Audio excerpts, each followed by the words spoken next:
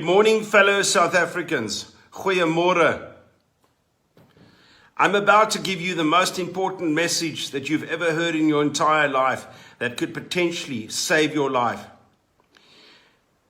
The South African government tomorrow is sending 10,000 people door to door with the police to test you for the disease known as COVID-19.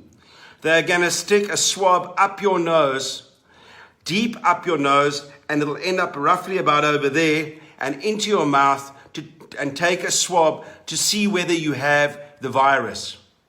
Do not, under any circumstances, allow them to test you. There's a possibility that the swabs are contaminated with COVID-19. If they stick the swabs into your mouth and up your nose, there's a strong possibility that you will be contaminated. Globally, people are saying that they are using the swabs to spread the virus. Don't take the risk. Deny being tested. In the UK, the Evening Standard newspaper, one of the biggest newspapers in the UK, reported a few days ago that the COVID-19 test kits were contaminated. Guys, I cannot begin to stress to you the importance of what I'm telling you. If I am correct that the tests are contaminated with COVID-19, many people will get sick and many people will die. If I am wrong, I will apologize. Today I am writing a letter to all the councillors in Cape Town asking them to put the testing on hold and to test the kits to see whether they are in actual fact contaminated with COVID-19. If they are contaminated, they will immediately stop the testing. If they're not, they can proceed with the testing. We want the testing kits manufactured by South African companies and certified by South African companies. We are not going to allow overseas companies to export COVID testing kits, COVID-19 testing kits to South Africa to be put into people that potentially could be contaminated. Guys, I ask you and I plead, please spread this message amongst all your friends as quick as possible and save lives. Outside Guayaquil's cemetery is a grim warning. Cesar Alvarez lost his mother a week ago to COVID-19. Now he simply wants to bury her. El dolor humano no tiene factura, no tiene. Así vivimos nosotros los ecuatorianos y nadie nos representa, estamos solos. Most families like Cesar had to keep their loved ones' bodies at home for several days after authorities became overwhelmed by the number of dead. To protect against the smell in this tropical city, coffins are wrapped in plastic for a final farewell. While authorities claim fewer than 200 deaths from coronavirus in the whole of Ecuador, the city's morgue was overflowing. Esta es la realidad. The mayor has now announced 2 emergency cemeteries in Guayaquil to cope with demand. Despite an early lockdown in February, videos by desperate families show a city in chaos. Hemos tomado la decisión de enterrarlo.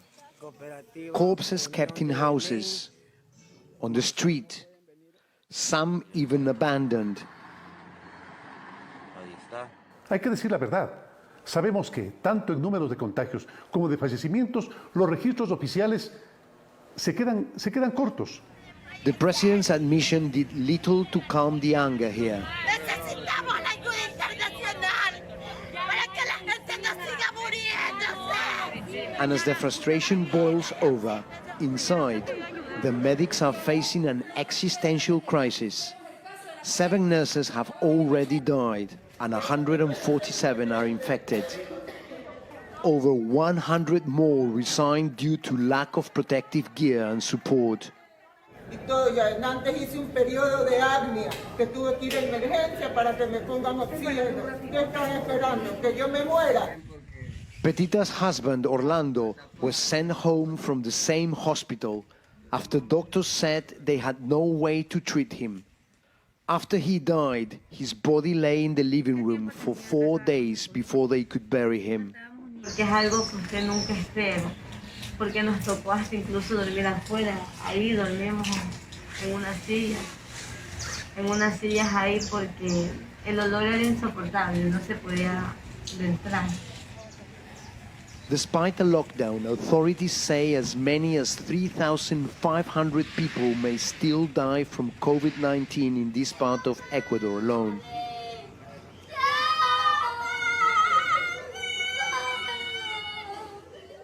With vast levels of inequality and little investment in public health, Latin America is ill-equipped to cope with the coronavirus crisis.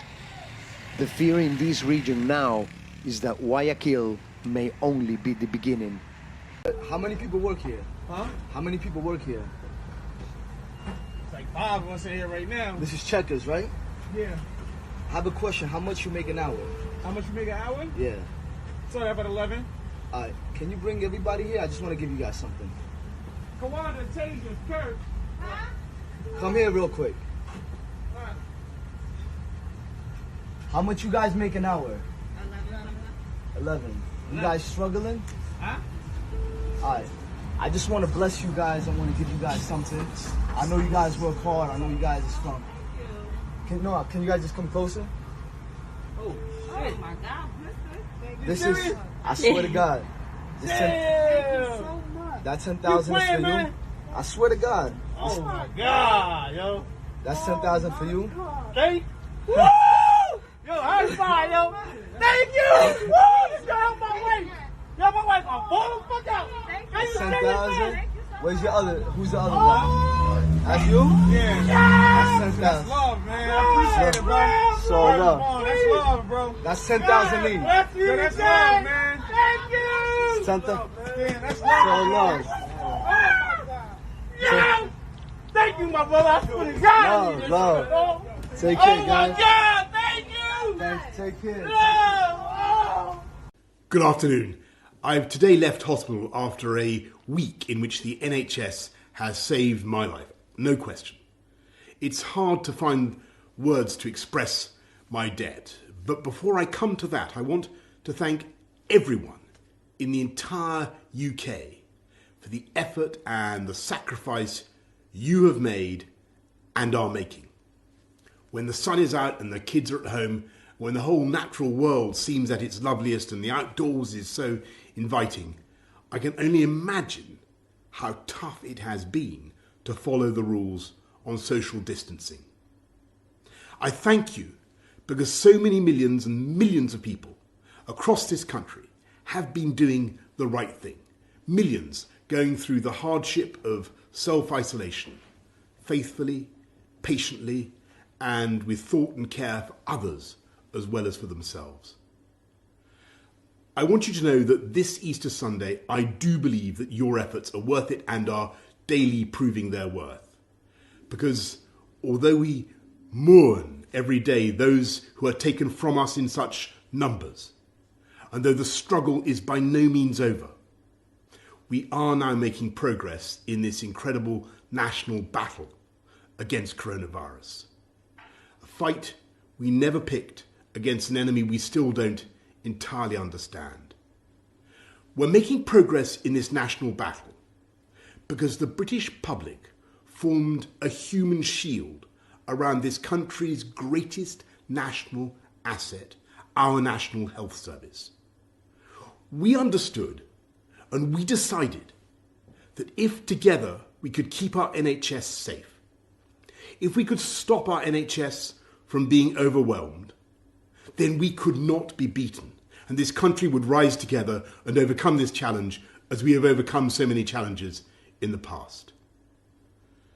In the last 7 days, I have, of course, seen the pressure that the NHS is under.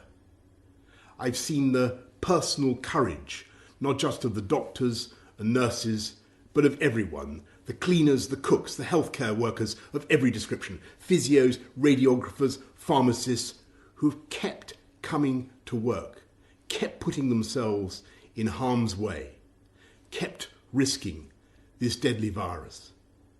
it is thanks to that courage, that devotion, that duty, and that love that our NHS has been unbeatable.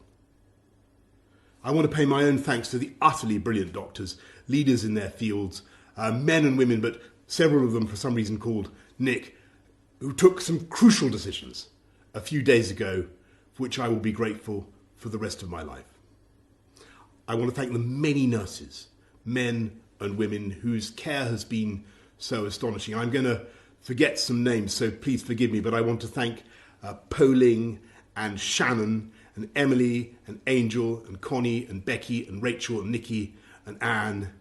And I hope they won't mind if I mention in particular 2 nurses who stood by my bedside for 48 hours when things could have gone either way. They're Jenny from New Zealand, Invercargill on the South Island to be exact, and Luis from Portugal near Porto. And the reason in the end my body did start to get enough oxygen was because for every second of the night they were watching and they were thinking and they were caring and making the interventions I needed. So that is how I also know that across this country, 24 hours a day, for every second of every hour, there are hundreds of thousands of NHS staff who are acting with the same care and thought and precision as Jenny and Luis. That is why we will defeat this coronavirus and defeat it together. We will win because our NHS is the beating heart of this country. It is the best of this country. It is unconquerable. It is powered by love. So, thank you from me, from all of us, to the NHS. And let's remember to follow the rules on social distancing, stay at home, protect our NHS, and save lives. Thank you, and happy Easter.